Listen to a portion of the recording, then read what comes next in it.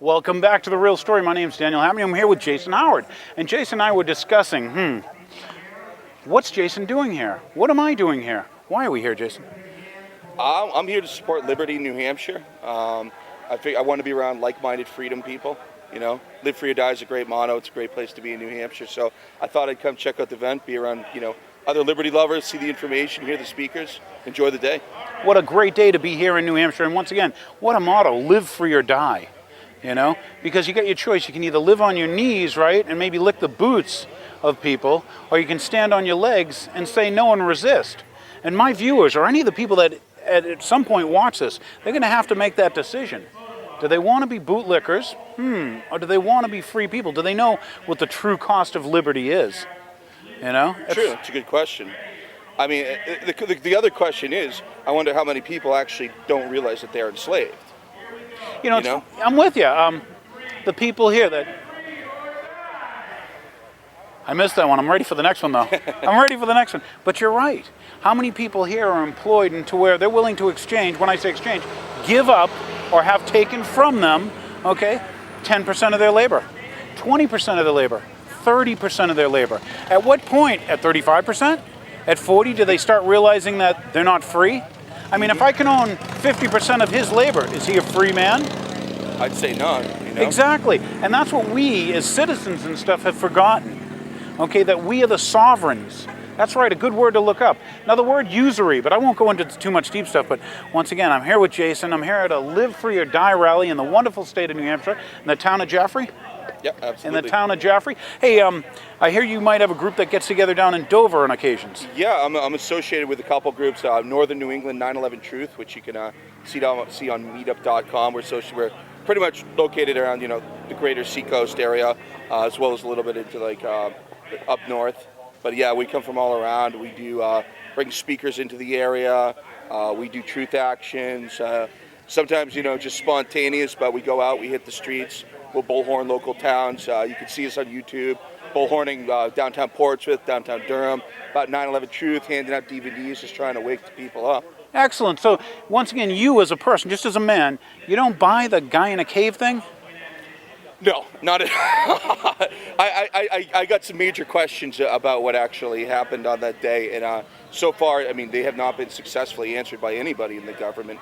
How does a guy in a cave make the world's greatest air defense stand down? Exactly.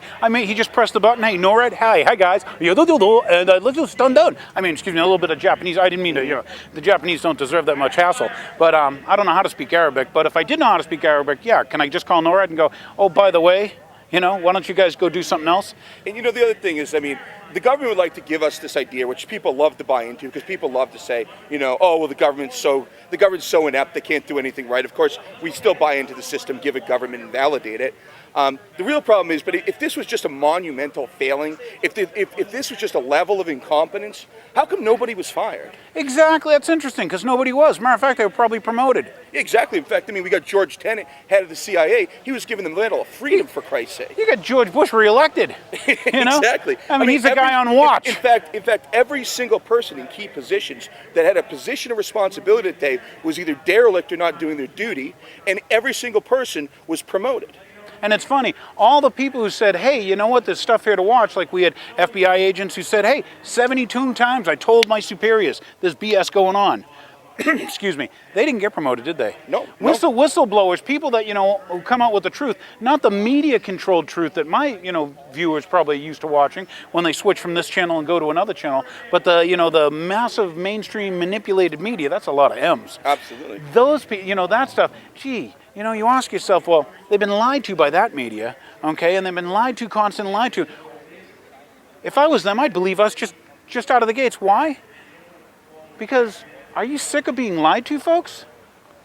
I have to keep on asking that to my viewers. At some point they're going to ask themselves, am I told the truth when I put on Channel 4, NBC, ABC, CBS, CBS? That actually makes sense. Mm-hmm. If you can see BS, you're on the right channel.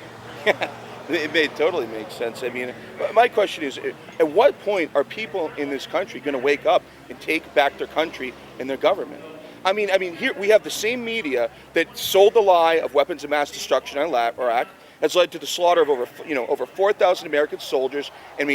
estimates of maybe 1 million Iraqis. My friends, this is a war crime.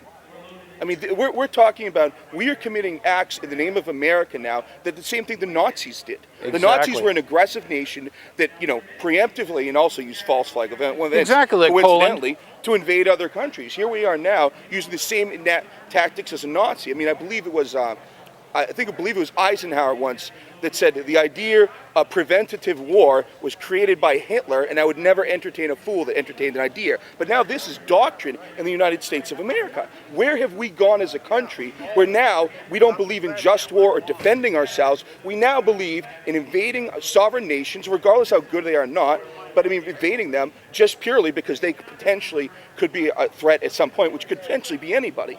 So essentially we say we can invade and create aggressive acts against anyone. And you know what, folks, if you don't think they care about any life, they don't. They don't care about you, they don't care about them. Do you think that's why they passed laws that allow them to torture my viewers' children? Absolutely. I mean, there's even notes now from, I'm sure you well know, memos from the Department of Justice that say President Bush has the authority to sexually mutilate children. John Yoo? Was that the guy who wrote that memo? John Yoo. Famous memo. Think about what a sick society we are, where now that's common. Hitler, of course, tortured plenty of people, but he didn't admit it to the populace. He didn't talk about it now. And here we are now in America talking openly about our own government committing torture and war crimes. Well, not just that. The big, the documentary movie of the year of last year for the Academy Award, that's right, give me the little Oscar, okay, was what? Taxi Cab to the Dark Side. Yep. Which did what? It documented Americans torturing people to death. So that's the society that we want. And if these people who view this think that we're just going to torture them and they're not going to come and torture you, then you haven't met many torturers, have you? And the other thing is that shows into media censorship. Because when Michael Moore won the Academy Award for his director, that made it on air. Taxi for the Dark Side didn't even make it on the air, so nobody in America that watched the Academy Awards was even aware of that nomination. When Michael Moore wins a nomination, it makes mainstream news. When this documentary that for shit shirt is showing, the real truth that's going on, they don't show that, and I apologize for. That's okay, but that is once again the mainstream manipulated media. It's like the 3M company took over. Absolutely. The other thing, as far as what you were saying, what can those people in the lens or whatever do to help their fellow people? You said, gee, you do street actions, okay? You get filmed from behind. What can you do to help, once again, what can people do to help inform others? First off, stop watching the television and stop believing anything you see on it, because it's lies, it's manipulation, it's brain control. Start doing your own research, asking your own questions, and start talking to people around you. It's time this country started engaging in a dialogue about the future of our country, where we want to go, and is this country really representing the ideals of our founders?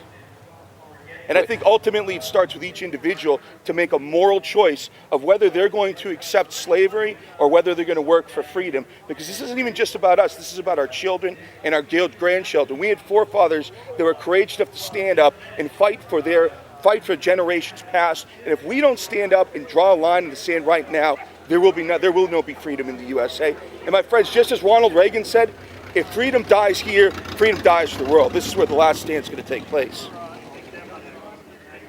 Yeah! Good work, Jason.